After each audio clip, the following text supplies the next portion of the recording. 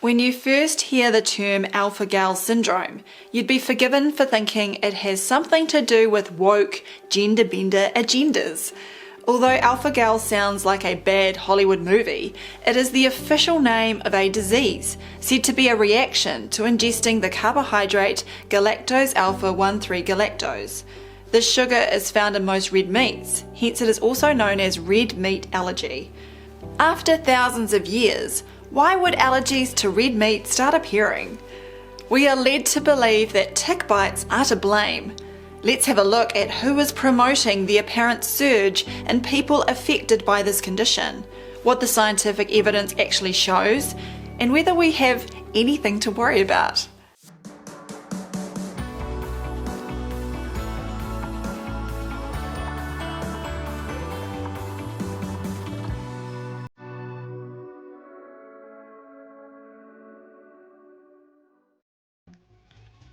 October 17, third examination of Dudley Heinsbergen.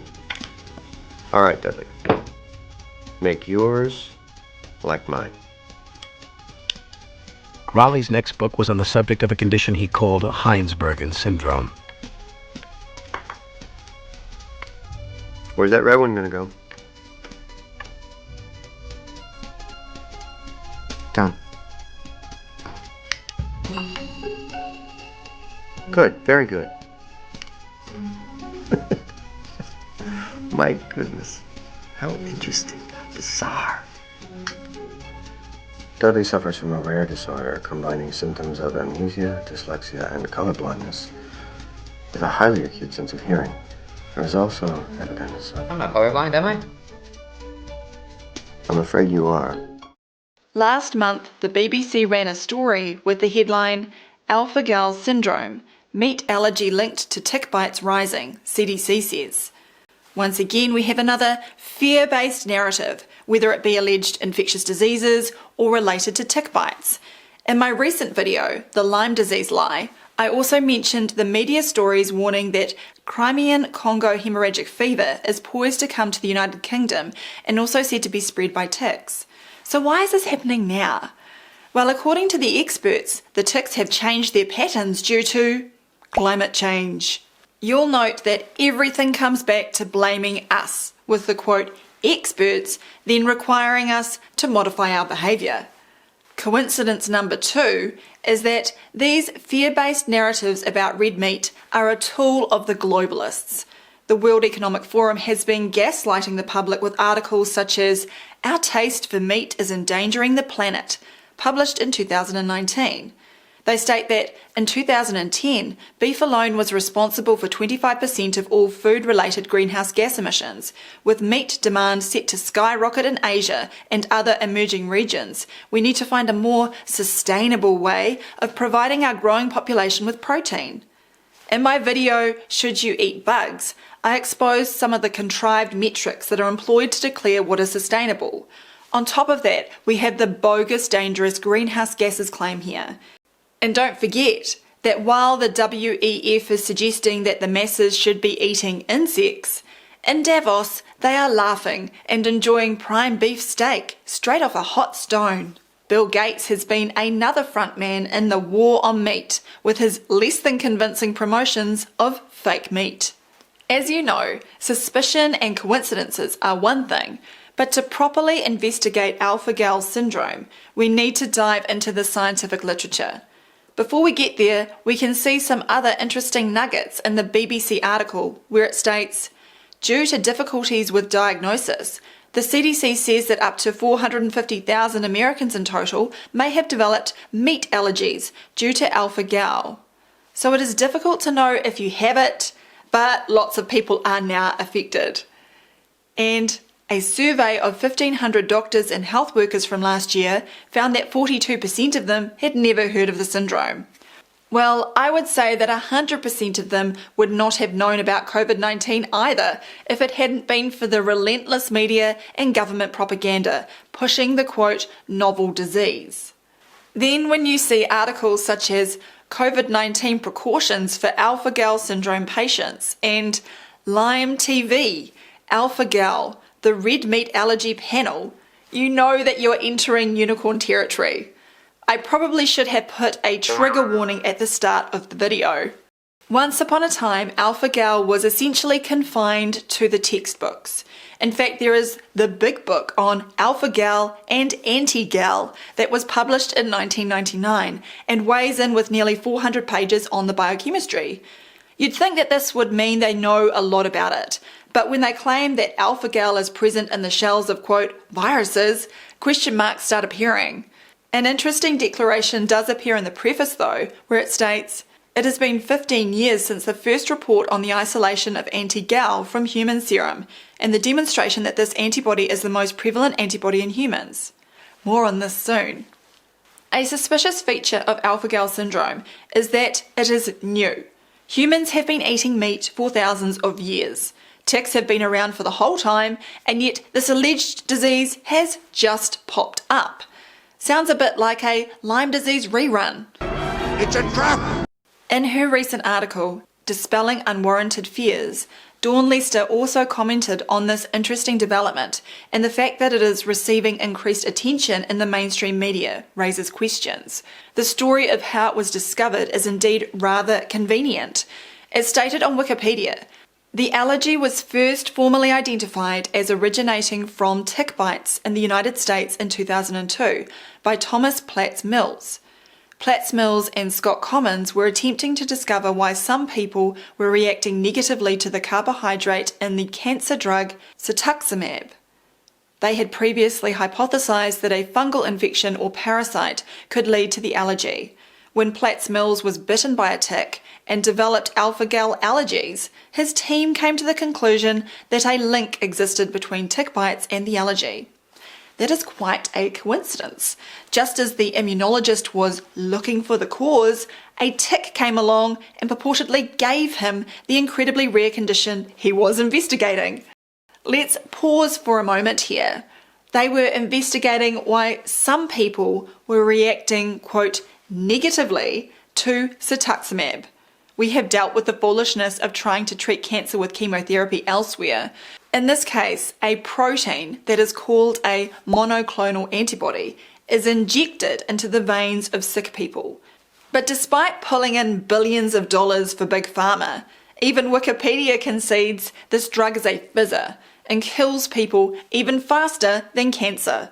The negative effects of cetuximab are expected effects, and there is no need to create the scapegoat condition alpha-gal syndrome to explain another example of poisoning with allopathic medicine.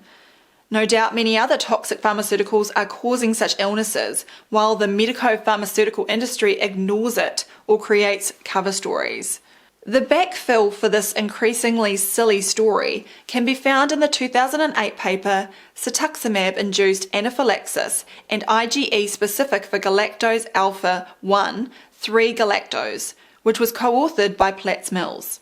Before we look at this paper, we note that it was supported by Bristol Myers Squibb, who, you'll remember, were bringing in the sales revenues, and Clone Systems, a previous biopharmaceutical company that owned cetuximab at the time. Some of the authors were employees of these companies, and some, like Platt Mills, were in receipt of payments from them. The cream on the cake comes when they state, "No other potential conflict of interest relevant to this article was reported." If we look at the case definition here, it is a significant reaction, including anaphylaxis to the drug. This does not mean they can then attribute it to a new disease, soon to be known as alpha-gal syndrome. These individuals were not presenting with a history of red meat allergy. The authors try to jimmy that story in by stating, patients who have such antibodies do not report a rapid onset of allergic symptoms after the ingestion of beef, pork or cow's milk. However, we have identified a series of patients with IgE antibodies against galactose alpha 1,3-galactose who reported having had episodes of anaphylaxis or severe angioedema 1 to 3 hours after eating beef or pork. Unpublished data. Well, that's convenient. In any case, they have only given us the published data, where they claim they have established this discovery through the detection of an antibody. The textbook on alpha-gal reports that all humans have IgG alpha-gal antibodies. which does not cause alpha-gal syndrome. But now they claim that the newly discovered IgE alpha-gal antibody means that people have a red meat allergy, even if that's not what they presented with. This smacks of a cover story. What a remarkable coincidence that a researcher who was receiving payments from the pharmaceutical industry came up with this idea. And the very same researcher was bitten by a tick, which allowed him to make the, quote, discovery of how the disease was started.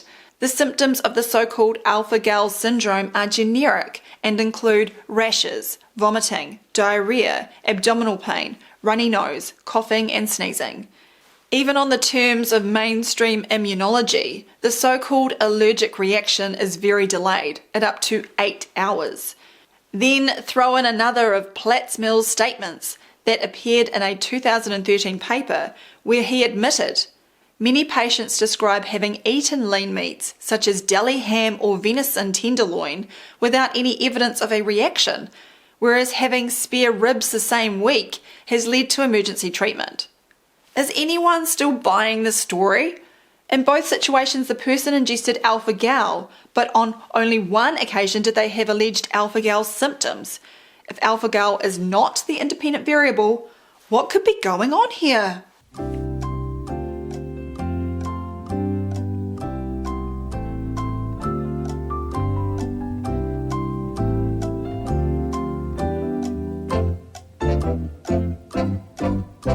That's right, alpha-gal syndrome is another fictional construct from allopathic medicine, something that has not been established through the scientific method. Let's be clear, we are not saying that people don't sometimes get sick when they eat red meat, but this is not a novel syndrome. This is eating bad meat, or dietary errors, or coinciding with the ingestion of something else, or, as the papers we have just mentioned showed, reactions to pharmaceuticals. Alpha-gal syndrome is a lazy diagnosis that distracts from what really makes people ill. The same issue is at play with the claim that ticks are causing the disease. For example, the citation for alpha-gal allergies develop after a person has been bitten by the paralysis tick in Australia is a case report. It reads as follows. After his first tick bite, the patient continued to eat mammalian meat 2 to 3 times weekly. 3 months following the first tick bite, however, he consumed kangaroo meat between 6 to 7 p.m. and at 1 a.m. awakened with paresthesia of the hands and feet, and then within another 20 minutes developed generalized pruritus, generalized urticaria and dyspnea. So he was able to eat other alpha-gal containing meat, but it was a batch of kangaroo meat that made him ill. Did they examine the kangaroo meat for toxicity or look into other causes? No, although they did note that the cofactor alcohol was operative in several episodes that he experienced. Then they grasped at straws, stating he noted that he tolerated a single lamb chop, but the ingestion of 2 lamb chops would occasion an anaphylaxis. And cow's milk products have continued to be tolerated, and mammalian gelatine is tolerated orally. Once again, what is the independent variable here? They are permitting all sorts of variables and then claiming that it is specific to alpha-gal syndrome. At this point, the layperson may be bamboozled with the serology or blood test results of detected antibodies as presented in Table 1 of the paper. Now, the mainstream claims about antibodies have as many holes as Swiss cheese. For those wanting to take a deeper dive into so-called antibodies, then you can watch my other videos, including the 3-part series of the Perth Group's Yin and Yang of HIV. I would also recommend the multiple articles on antibodies at viralology.com, where Mike Stone dismantles some of the foundational scientific papers, exposing that they are largely hypothetical constructs with grossly misattributed biological functions. However, the deeper scientific material does not need to be consulted here, as we can simply look at how they claim this alleged disease is diagnosed. If we consult the American Gastroenterological Association Clinical Practice Update in February this year, they state that most individuals with alpha-gal antibodies in the population are asymptomatic and tolerate mammalian meat ingestion. Not looking good for them. It goes on to state, A diagnosis of alpha-gal syndrome may be made in patients with consistent symptoms, but we have seen from the publications that the symptoms are not consistent. Not only are a wide variety of symptoms permitted, but patients with the alleged syndrome can still eat many products that contain alpha-gal. They continue that the diagnosis is based on an increased alpha-gal IgE titer, and this is where it falls apart again. Everyone has these proteins in their blood, but someone is coming up with an arbitrary positive level, even though most are asymptomatic.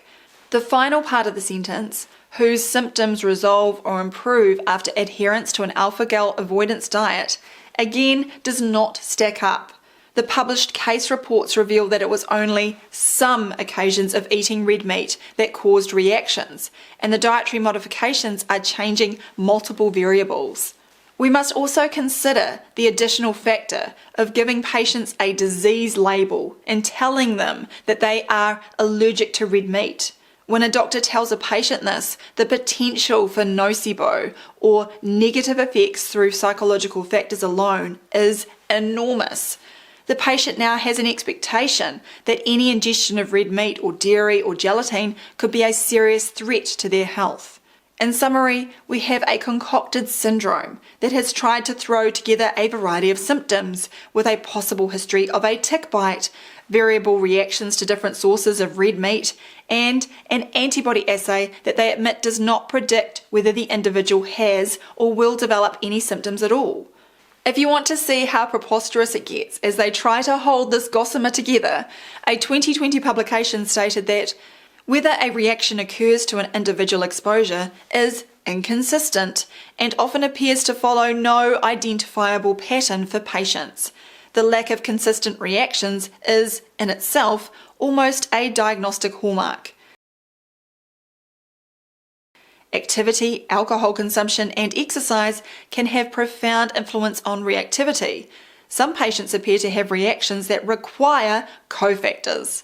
Also of note in that same paper was their typical alpha-gal food challenge was with Jimmy Dean original sausage meat. Well, I had a quick look at that product and wouldn't give it to our dog.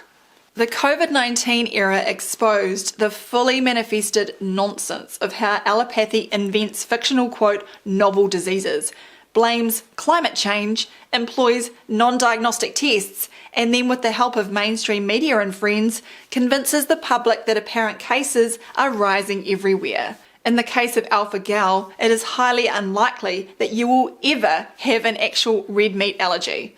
Getting a disease label and paying attention to blood antibody assays is not going to help anyone on the receiving end, particularly if they're trying to feed you dog roll. You are far better off making sure that your food sources are of the highest quality and you have an idea of their provenance.